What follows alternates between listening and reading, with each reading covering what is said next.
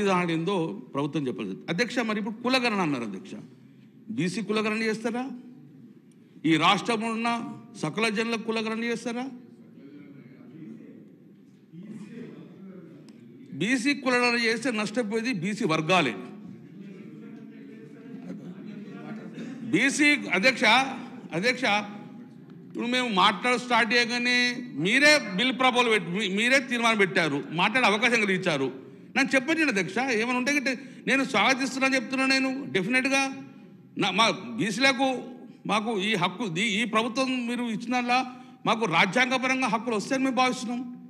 దానిలో ఉన్న అనుమానాల నివృత్తి ఏమంటారు, వేరేమంటలేము అధ్యక్ష. తర్వాత రేపు పొద్దున ఏమైనా కోర్టుల ఇబ్బంది చిక్కులు రావద్దనేగా మేము కోరుకుంటున్నాం అధ్యక్ష. ఒకటి అధ్యక్ష, మరి అందులో ఎస్సీ పాపులేషన్, ఎస్సీలు, ఎస్టీలు, మైనార్టీసు, బీసీలు, సకల జనుల మొత్తం మందిని కూడా మీరు గణన చేస్తేనే బీసీ వర్గాలకు చెందిన ఎంత పరిస్థితి సమగ్ర కుటుంబం చేస్తేనే బీసీల శాతం ఎంతో బహిర్గతం అధ్యక్ష. మరి అధ్యక్ష ఒకటి అధ్యక్ష, మరి కులగణన అన్నారు, ఇది సర్వే అంటున్నారు. What is the difference between the కులగణన అండ్ కుల సర్వే? మరి ఇప్పుడు కులగణన చేసేది ఈ సెన్సెస్ కేంద్రానికి సంబంధించిన ఇష్యూ. మరి రాష్ట్రాన్ని సర్వే చేస్తున్నారు. ఈ సర్వే చేసిన తర్వాత వాట్ ఈస్ ద నెక్స్ట్ అని కూడా గవర్నమెంట్ చెప్పాలి అధ్యక్ష. ఒకవేళ మీరు ఓన్లీ బీసీ వర్గాలు చేస్తారా?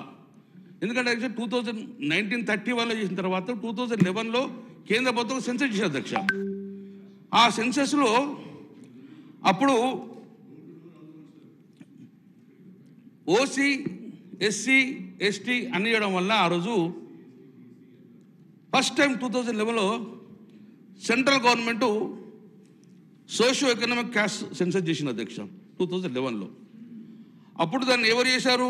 మినిస్ట్రీ ఆఫ్ రూరల్ డెవలప్మెంట్ చేశారు అధ్యక్ష. ఎందుకంటే ఒక బీసీ వర్గం కాకుండా అన్ని చేద్దాం అధ్యక్ష. మరి ఈరోజు తెలంగాణ రాష్ట్రంలో బీసీ కమిషన్ ద్వారా చేస్తారా, లేకుంటే గవర్నమెంట్ చేస్తుందా, లేకుంటే సెపరేట్ ఒక కమిషన్ చేసి ఈ యొక్క బీసీ గణన చేస్తారో మీరు చెప్పాల్సి అధ్యక్ష. గణన చేస్తారు అధ్యక్ష. ఎందుకంటే ఇప్పుడు బీహార్లో చేసింది, జీఏడీ చేసింది అధ్యక్ష, బీసీ కమిషన్ చేయలేదు. సో నా ప్రధాన డిమాండ్ ఏంటి అధ్యక్ష అంటే, ఒక బీసీ వర్గాలు కాకుండా ఈ రాష్ట్రంలో ఉన్న ప్రతి కుటుంబంలో ప్రతి ఇండ్లను సర్వే చేసి వారి క్యాస్ట్ను మీరు సర్వే చేయాల్సిందిగా నేను ప్రధాన డిమాండ్ ఇది. తద్వారానే ఈ బీసీలలో శాతభేదత ఉంటుంది అనేది బహిర్గతం అధ్యక్ష. ఇది ప్రధాన డిమాండ్ అధ్యక్ష. ఓన్లీ బీసీలను చేస్తే నష్టపోయేది మళ్ళీ బీసీలే. కాబట్టి దయచేసి అధ్యక్ష, లేదు అన్ని వర్గాలను చేస్తారంటే మాత్రము ఇది బీసీ కమిషన్ ద్వారా చేస్తారా, లేకుంటే గవర్నమెంట్ పరంగా చేస్తారా, లేకుంటే సెపరేట్ కమిషన్ ద్వారా వేసేసి ఈ యొక్క బీసీ గణాంకాలను చేయాల్సిందిగా అధ్యక్ష.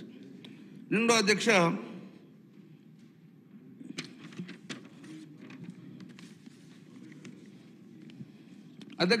ఒకవేళ బీసీ మీరు రేపు పొద్దున సర్వే చేస్తారు, బీసీల శాతాన్ని కూడా మీరు బహిర్గతం చేస్తారు. దాని తర్వాత మాకేమేమి అవకాశాలు ఇస్తారు అధ్యక్ష? మీరు మొన్ననే ఒకటి కామారెడ్డిలో ఒక రిజల్యూషన్ చేశారు, బీసీ డిక్లరేషన్ చేశారు అధ్యక్ష. అందులో చాలా బీసీలకు పెద్ద పెట్టేస్తారు అధ్యక్ష.